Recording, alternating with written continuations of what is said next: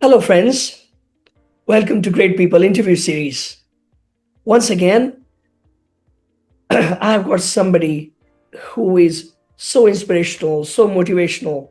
And if you're thinking you want to grow your business from zero to a decent level, and that's what Joel has done this year. He started off with his organization, of course, with a lot of experience behind his back already. But he started this year and he's already crossed 1,000 customers just in a year. Oh, do you feel how is it possible? Well, listen to this session and the discussion that I'm going to have with Joel. Joel Williams, please welcome to the show. Hey, how you doing? Thanks for having me. Yeah, it's nice to be doing this live. To be honest, yeah, I'm Joel, the founder of Transact Media Group. We're a data-driven, outcome-focused media company based in London. We work very closely with brands, agencies, and link marketing spend directly to verified outcomes. We're headquartered in the UK.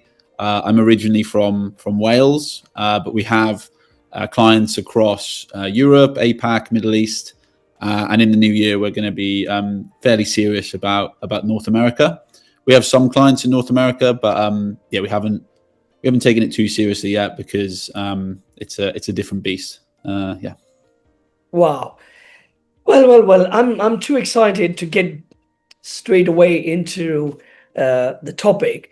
And the first question comes to my mind is, what are those top two, three matrices you look at to know a campaign is truly impacting business results? Because you've spoken about your outcome focused organization. So what are those matrices you think you know truly impact business results, not just generating likes and clicks, and which these days I think people are too obsessed with these um, transactional matrices. And well, actually they are not business transaction, they are actually just probably a glorified view of what is not real. So Yeah. I mean, a lot of people call them vanity metrics, and I tend to agree. A lot of companies, particularly the big tech companies, glorify clicks, impressions, or views. yeah. And so when we set out to start Transact Media Group, the clue is kind of in the name, right?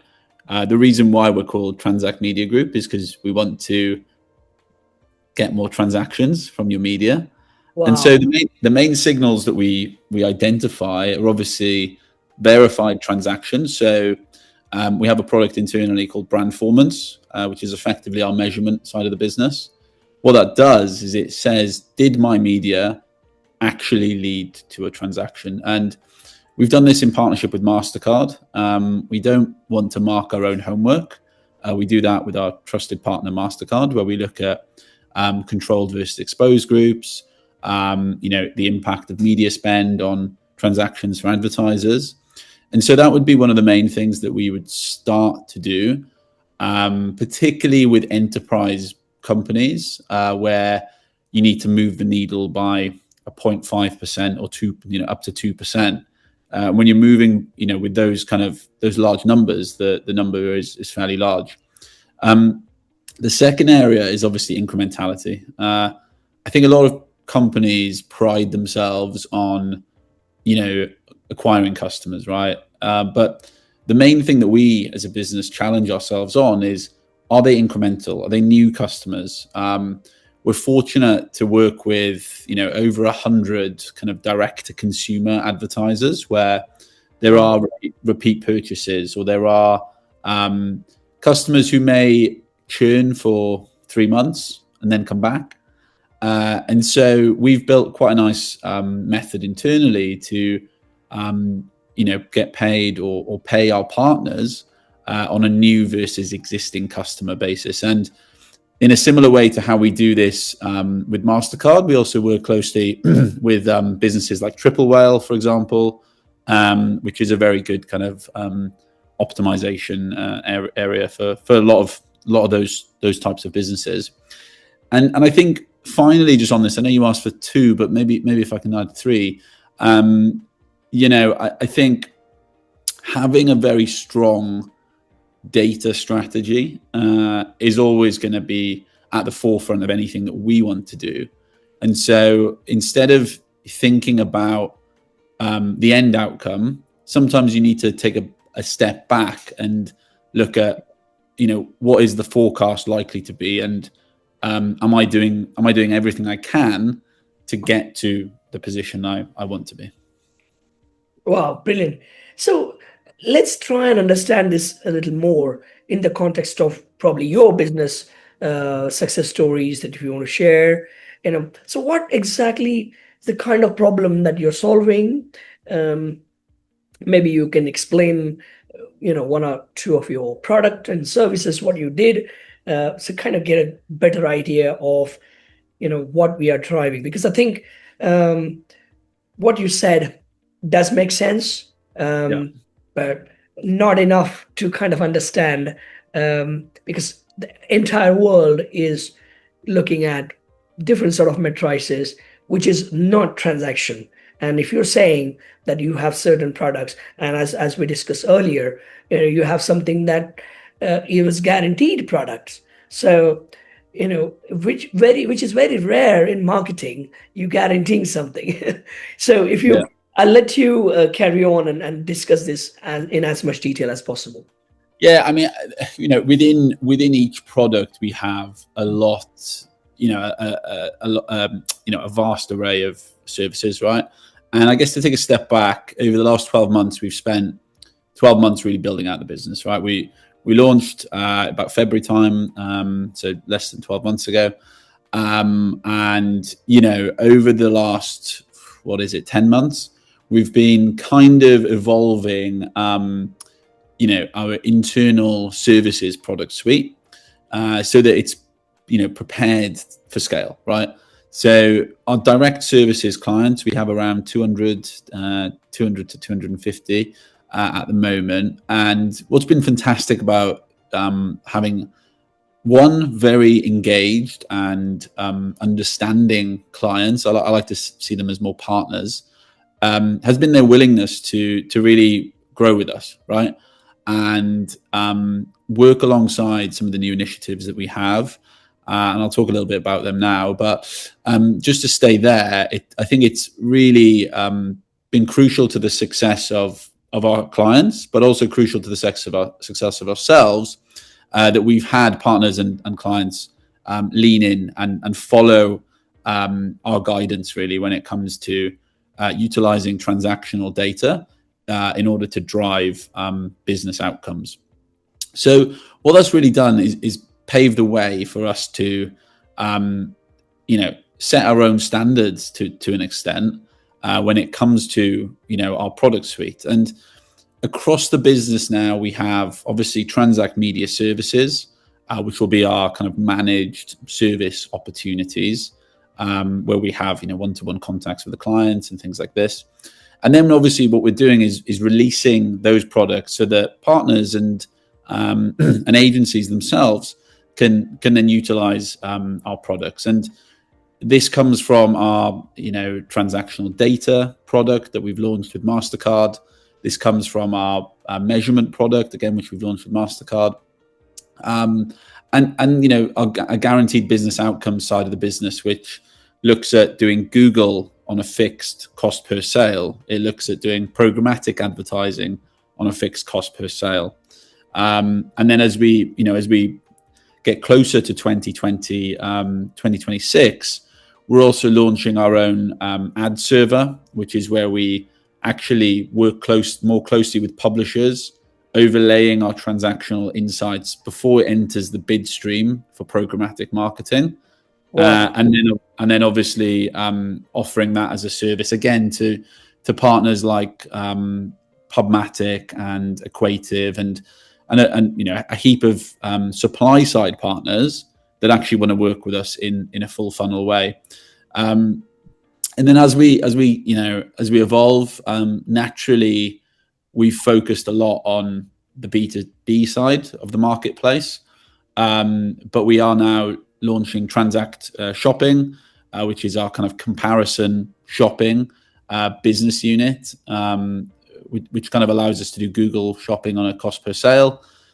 Transact Travel, which is our travel marketplace. Again, you get offers and deals, and brands can list on a cost per sale basis.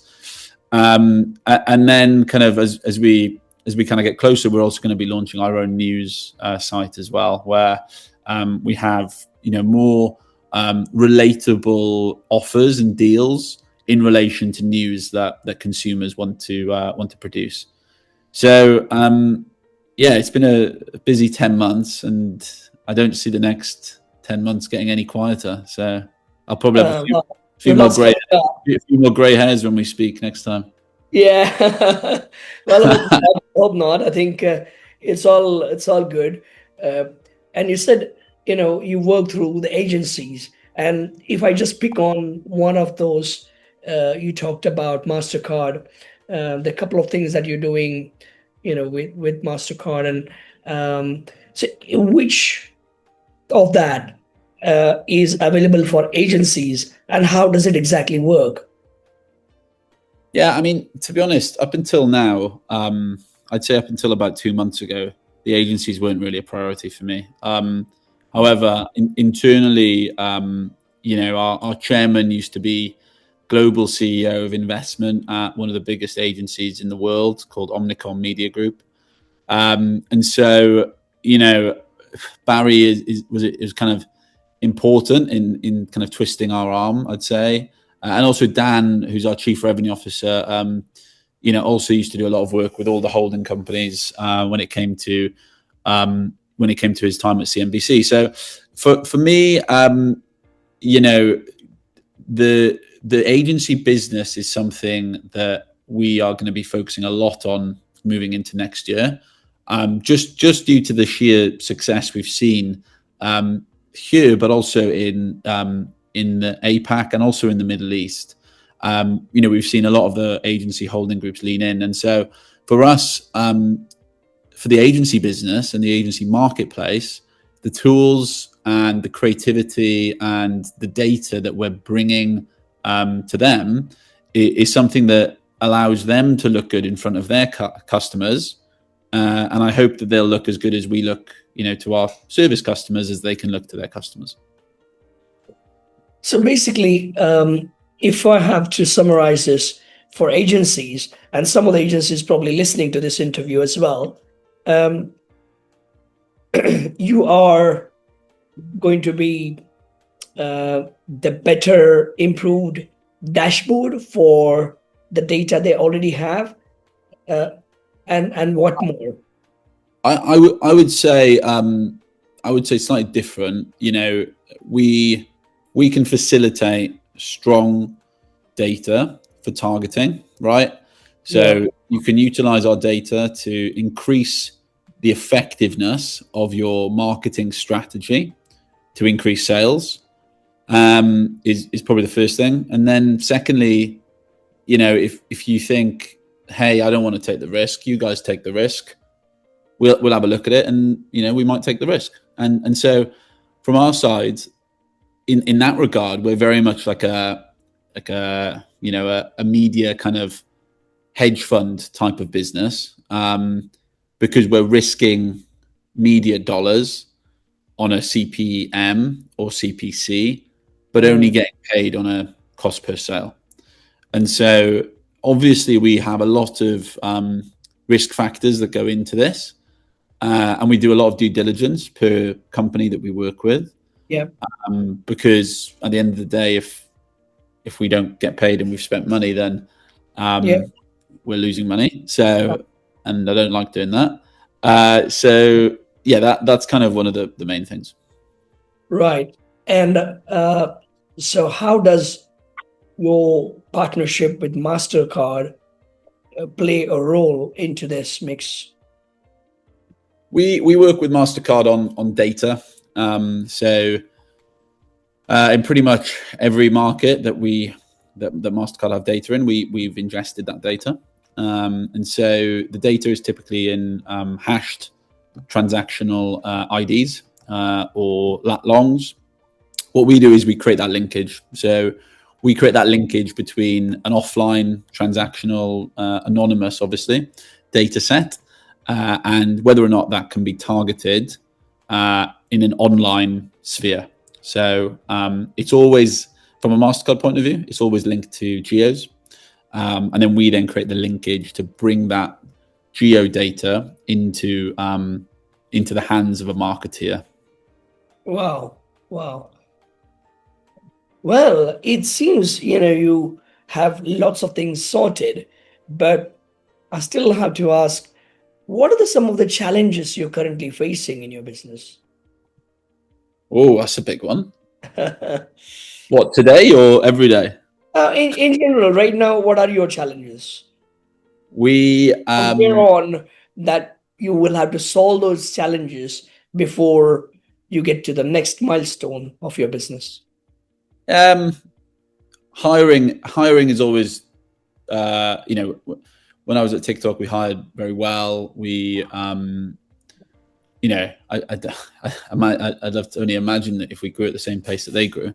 But when we were at TikTok, we hired very well, and we hired the right people, and we had doers. And at this stage, people who don't do and comment aren't right for us. And there will be a time where we need people to be more strategic thinking and all of this stuff, right? But at the moment, we've done a lot of the big thinking ourselves, and so anyone who joins the business has to be a doer.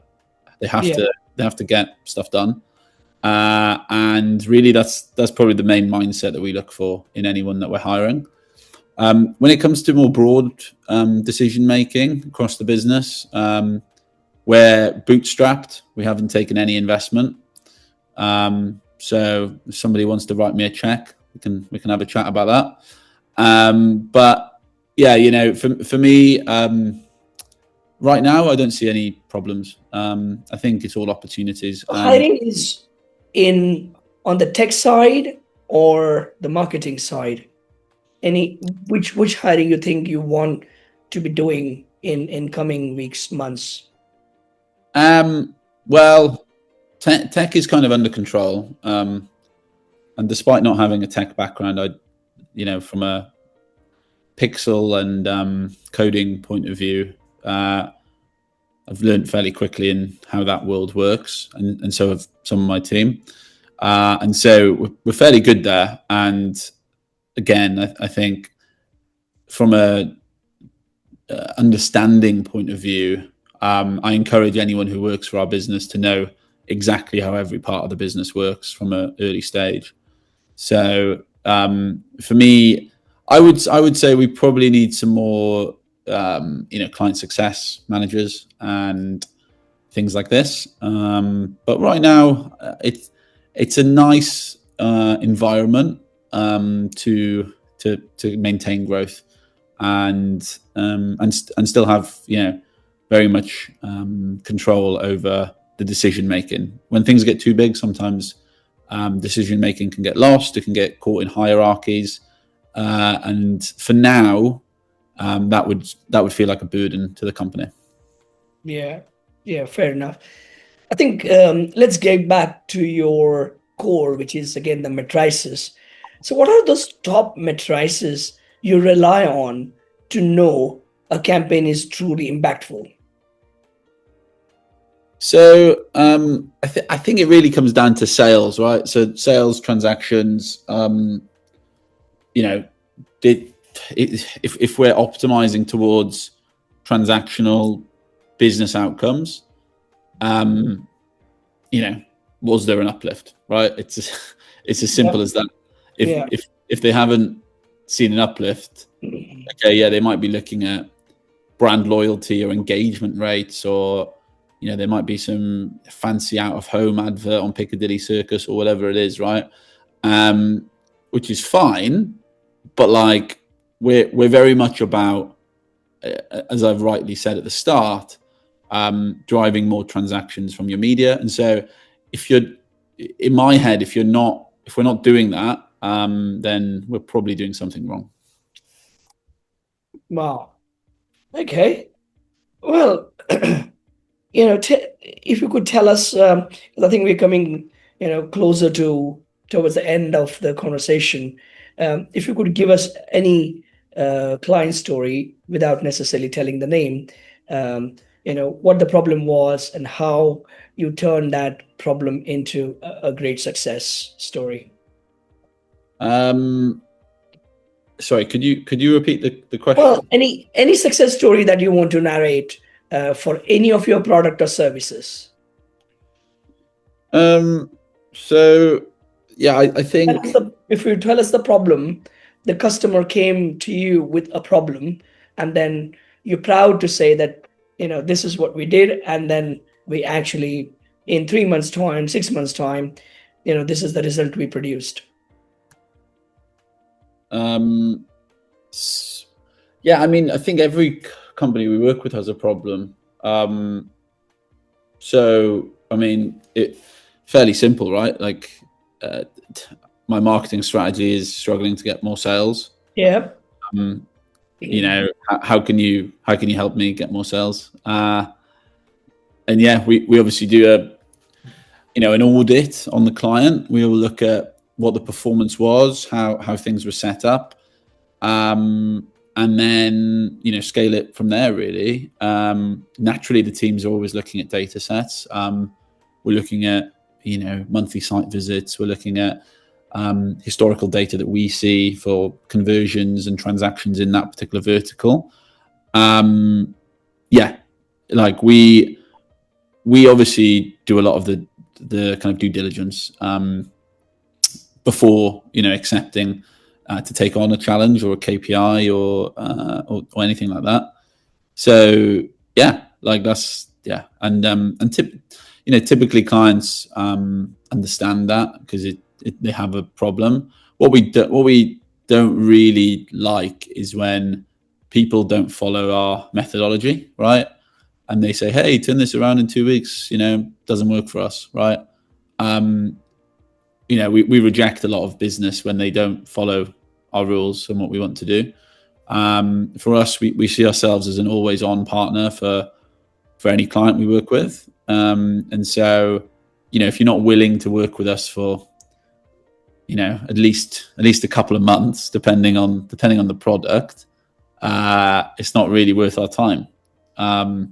So yeah, that's kind of how you would do differently to somebody's existing agency, which is obviously charging them with using different matrices. So one thing that is attractive in your case is you also have a model whereby you can charge per sales, and which is one of the things.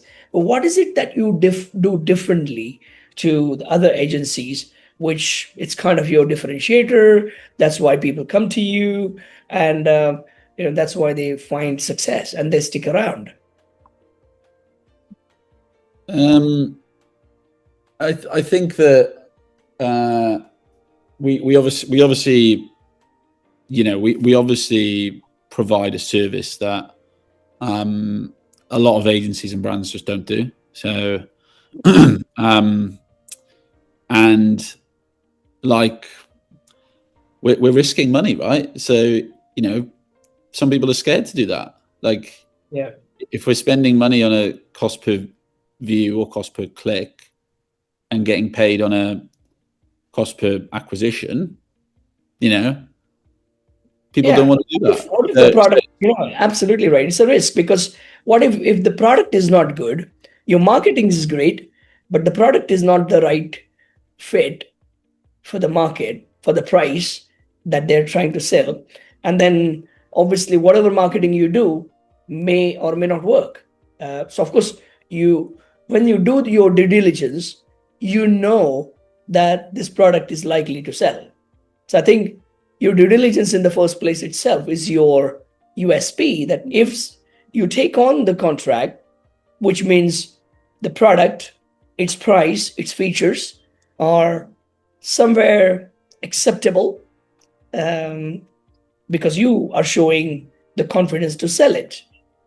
And the second level would be your data-driven approach, which ensures that if the product, its price, and the features are right, then we have to have the right kind of pitch, right kind of campaigns to ensure that it sells. And because you have the confidence that you can sell, that is another USP, that if I go to an agency says, yes, we are so confident that we can risk our own money. And if you don't get the sales, you don't pay us, which means, you trust your own processes and your work, which is brilliant. I think that just shows that how confident you are in, client success, isn't it? Absolutely. Yeah. I mean, even whilst we've been talking, I've just had like maybe 20 customers of ours message me saying, "Can we talk about this? Can we do this?" That's just on WhatsApp. I haven't looked on email. So, yeah, maybe on that note, that is that's a good time. Absolutely. Well, thank you so much for your time. And Joel, I'm looking forward to the new product launches coming year and next 10 months. Well, have time for yourself. I know you've been very busy and things are going crazy, but that's something that you enjoy, because I think you're building some phenomenal organization, and I wish you all the good luck. Thank you very much, and thanks for your time. And yeah, if anybody wants to reach out, feel free to reach out to myself, and yeah, I'll connect you with some of the team who want to who can pick it up. Fantastic. Thank you so much. Cheers, mate. See you.